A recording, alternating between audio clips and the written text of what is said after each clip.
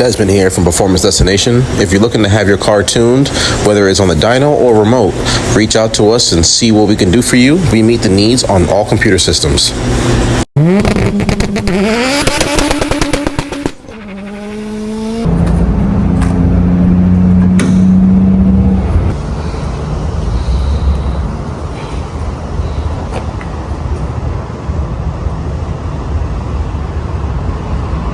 CC, and then the turbo's upgraded to a HC07, so it's bigger than factory one. And then this custom ECU that man built. Boy, it looked like a Mega Squirt. Yeah, that's what it looked like. It looked like a Mega Squirt ECU. Bro, I'm going to send you the details so you can. Bro, the intercooler piping, man. Like I could fit. Hold on, bro. I could fit my pinky around it, yo. Like. That's how small that is. This thing is, it has to be choking with this. It has to be choking. This thing is so tiny. Look at the little mini throttle body. Oh, it's upgraded. Yo, that's crazy. I'll show you a pic, bro. Look at the mini little throttle body. I ain't never seen something like this. What's this out of? Is this a Nissan engine? Nah, bro, Suzuki. Suzuki engine? Yeah. So look. So that was when it was stock, and that's when it was upgraded. Max bore, see? From 35 to 75, or 37, whatever. Max bored it out for me. Damn, bro. Yeah, man. This is unique. I might have to put this one up. Yo, the exhaust ports on the manifold got to be tiny. So is there any boost controller on this? Yeah, I got it on the side, bro. Oh, my bad, it's right there. So how much boost this thing is supposed to see? Yo, that's my hand halfway across the engine. Like, halfway across the engine.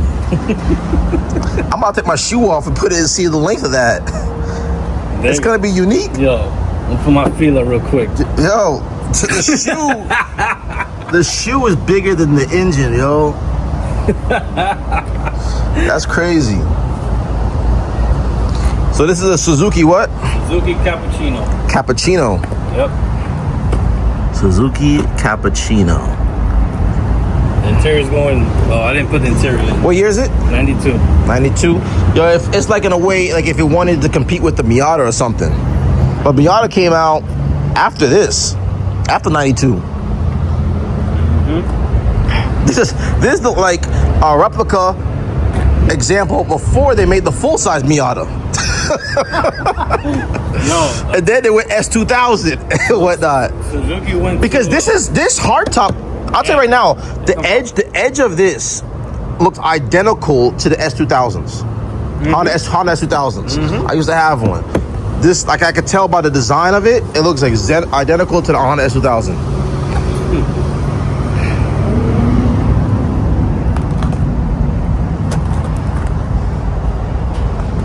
No interior because I'm going to the body shop next.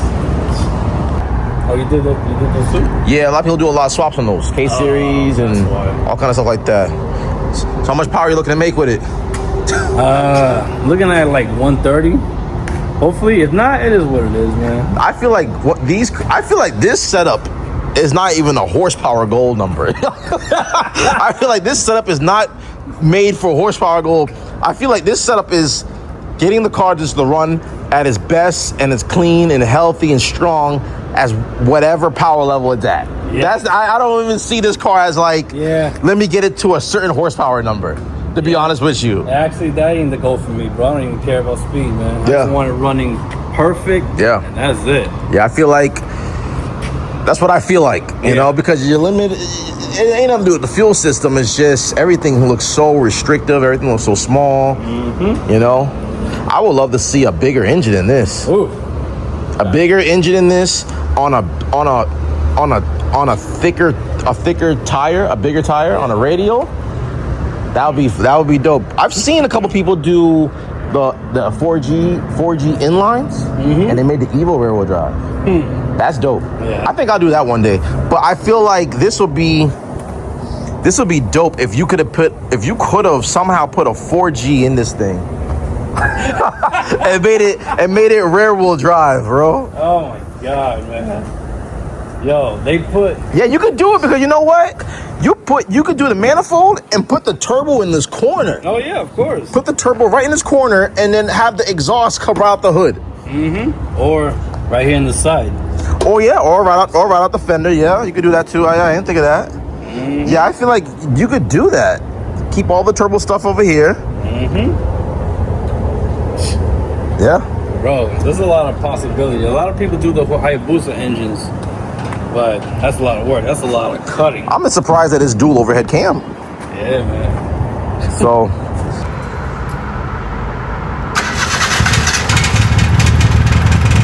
Oh, damn. All right. Pretty rough though. Yeah. Pretty rough though. Damn. Where's your AFR at? Oh, there it goes.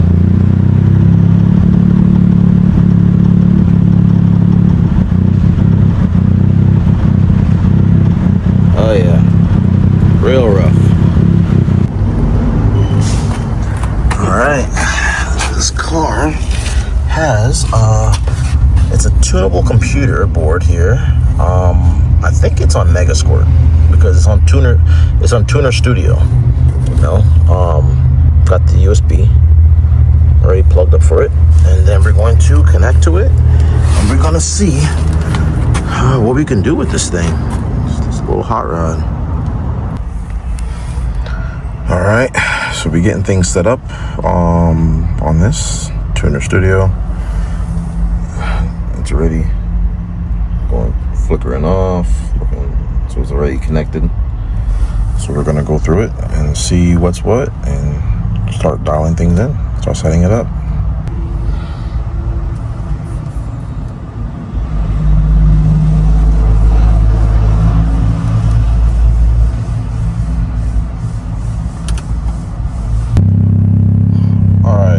Got this thing running a lot better.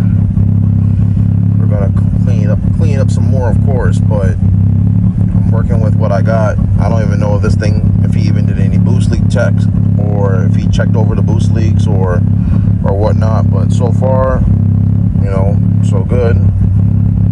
It's a lot better. Turn it off. Turn it on. Put the pump prime. Comes right on, runs good.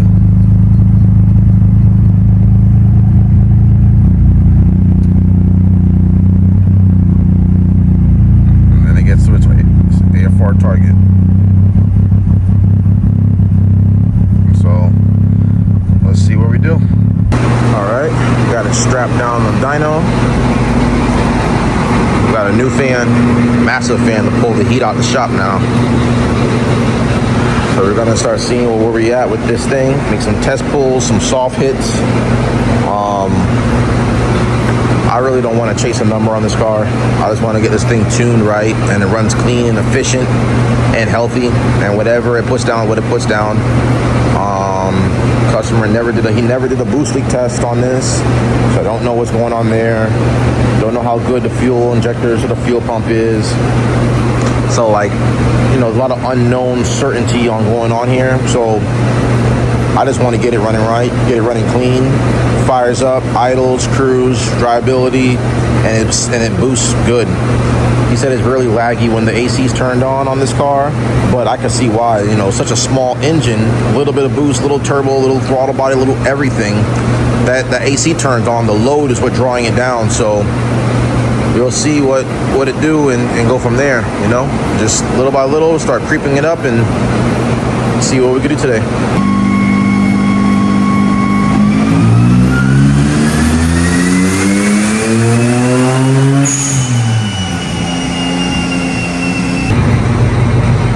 All right, that was the first rip. Ain't really much to brag about yet. So, you know, it's a little wavy. Kind of going through it.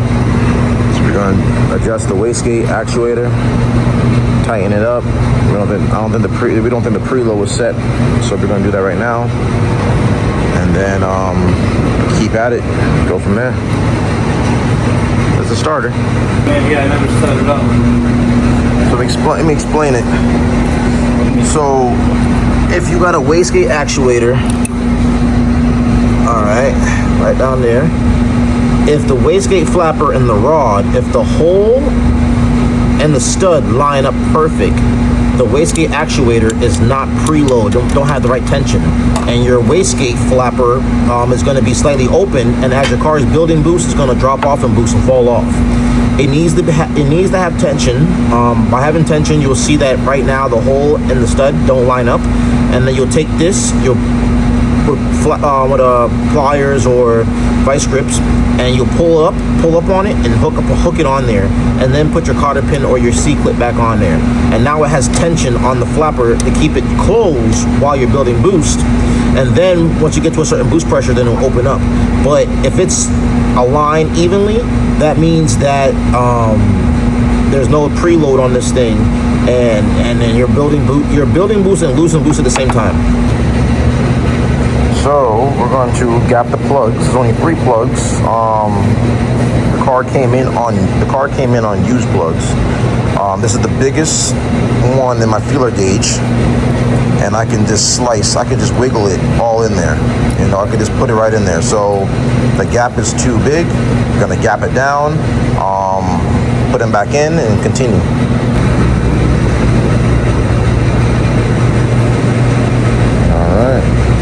Not bad.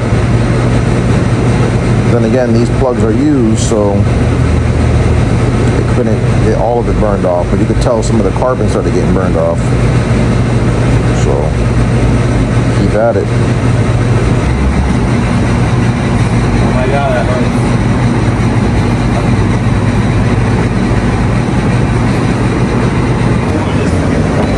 Everybody wants that. Press the. Okay.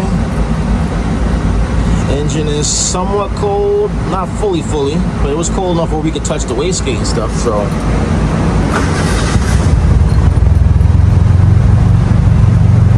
Fire's right up now, though.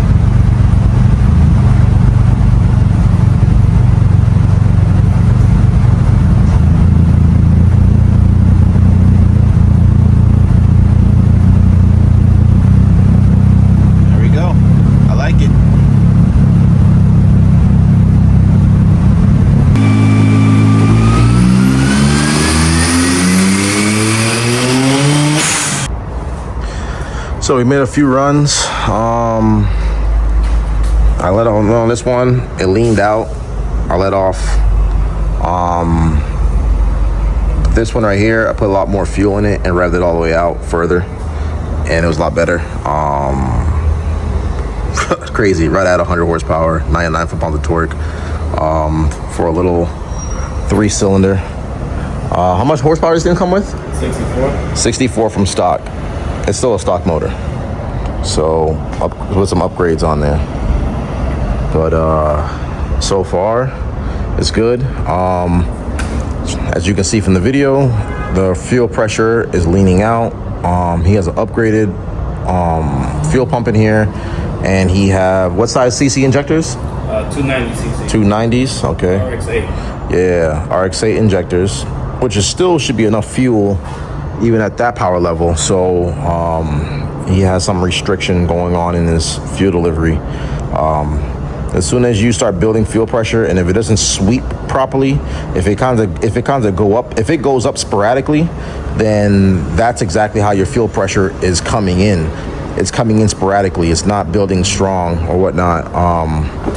So something going on in the fuel demand, that area needs to get looked at. I guarantee if I can make a full run, because I haven't went the red line. I've been kind of letting off. That run was 5,500. I don't even know how high I'm even supposed to go on this thing.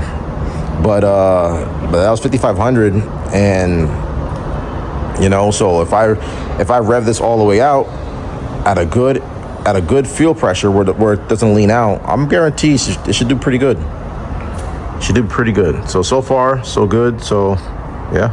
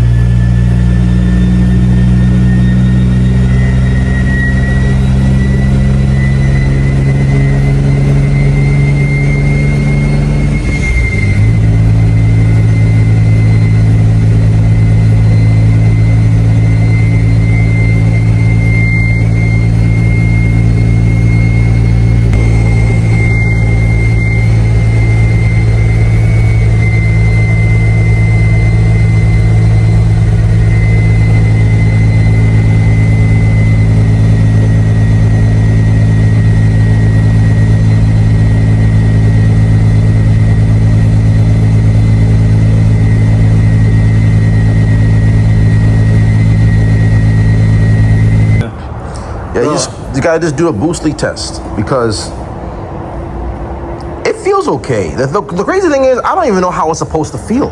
That's the only thing I don't know how to wrap around. Like, I don't know how it's supposed to feel. I don't know how it's supposed to come in. I don't know how it's supposed to, like, the power band for this thing. I try to, like, get it best I can, but, like, I don't even know how it's supposed to feel or how it's supposed to come in. So it's one of those things. It's such a small displacement engine, you know? But you don't want to leave no power on the table, though. That's the thing. Do your boost leak check. Everything on this thing is small piping, small couplers, small clamps. So when you do a boost leak test, just don't over pressurize it. Try 15 pounds of pressure, spray soapy water, see what it does. All right, just creep it up to 20 pounds. Typically, every car I do a boost leak test of 30 pounds. If you can hold 30 pounds, then we can party. But this car is different. You know, I don't know. Something may blow off, something may come off, I don't know. But if everything is nicely sealed, then there should be no leaks. Mm-hmm. So just do a boost leak test. And because that alone would affect the spool of it. So as I'm flooring it on those runs, it's taking forever to kind of get into its power band and whatever like that. So if you did a boost leak test, this right here, even this middle part right here, may pick up and transition better. Or all the way across. If I could just get the turbo to spool faster, well, I don't want it to spool faster. I don't even know how much torque is the limit on these things for the bottom end. I don't even know what you know what I'm saying? So like, when I see 99 foot-pounds of torque, I know that shit's safe. So like, it ain't making much power. But your goal was like what, 120 or 130? It was 130. That's what I was hoping, but not. Whatever, man.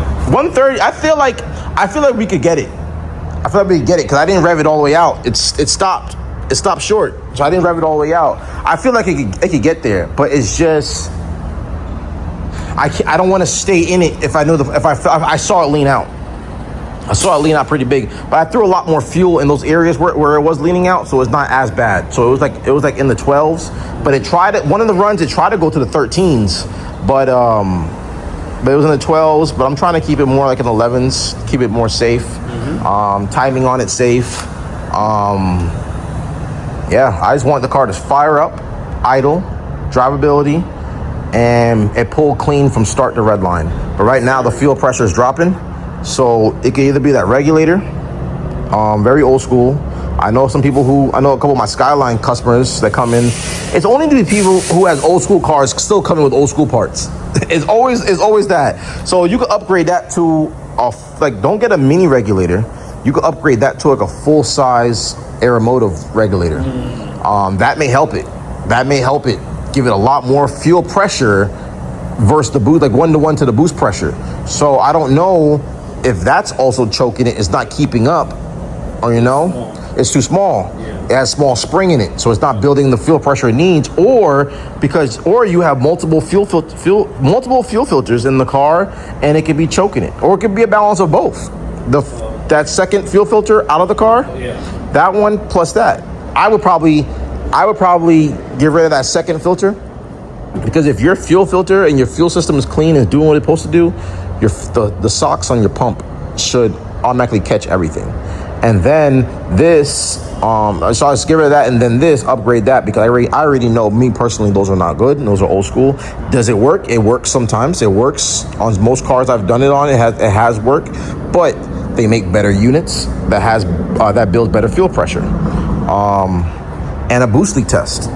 I think if you do that alone, it's gonna pick up. Like it's very lazy. It's very lazy all the way until like 45, 46. Then like the power starts taking off. It's very lazy. But I feel it when it does come on. I feel it like starts to like really accelerate.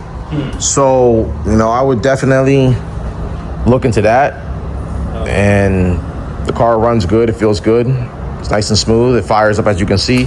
And I do see the thing you're talking about with the AC. I put the AC on and I felt the whole thing draw down and whatnot. But sometimes that may not be like tune or anything like that. Sometimes it may be your compressor is is binding up, and your compressor is drawing it down like a bad AC compressor.